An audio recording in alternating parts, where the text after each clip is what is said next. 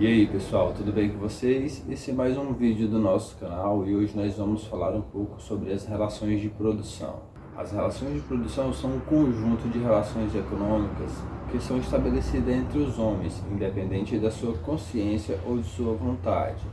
E a importância das relações de produção constitui uma parte necessária do modo de produção. A produção social só pode ocorrer quando os homens se unem para trabalhar juntos e estabelecer uma troca de atividades. A base e o caráter das relações de produção são encontradas nas relações de propriedade sobre os meios de produção. O caráter e as relações de produção dependem de quem possui os meios de produção e de como se realiza a união desses meios com os produtores. A propriedade privada expressa relações de domínio e subordinação, uma vez que os proprietários dos meios de produção têm a possibilidade de explorar os homens sem propriedades. Em todo o seu desenvolvimento ascendente, as relações de produção baseiam-se na exploração do trabalho. Daí elas podem aparecer sobre várias formas, por exemplo, a mão de obra escravista, a mão de obra feudal, ou o sistema feudal e o próprio capitalismo.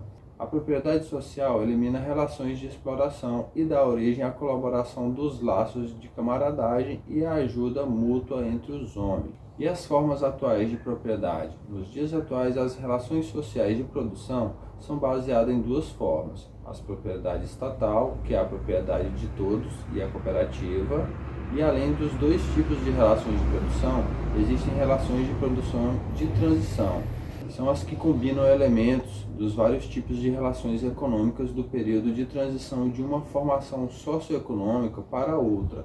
As relações de produção se desenvolvem em conexão direta e independência recíproca com as forças produtivas da sociedade e atuam como forma de existência e desenvolvimento dessa sociedade. A distribuição é um dos aspectos das relações de produção necessária no processo de produção do produto social e relaciona a produção com o consumo.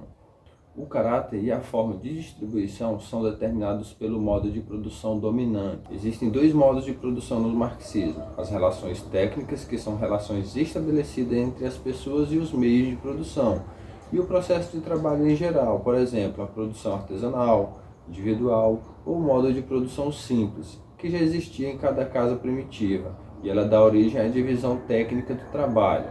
E a segunda relação de produção no marxismo são as relações sociais. Elas são estabelecidas entre os próprios agentes. São os vínculos estabelecidos entre os homens no processo produtivo de produção.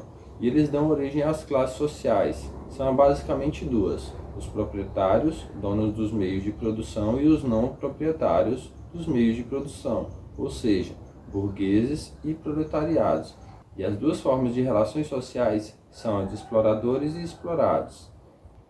Então, pessoal, deixe seu like, compartilhe com os amigos e até mais.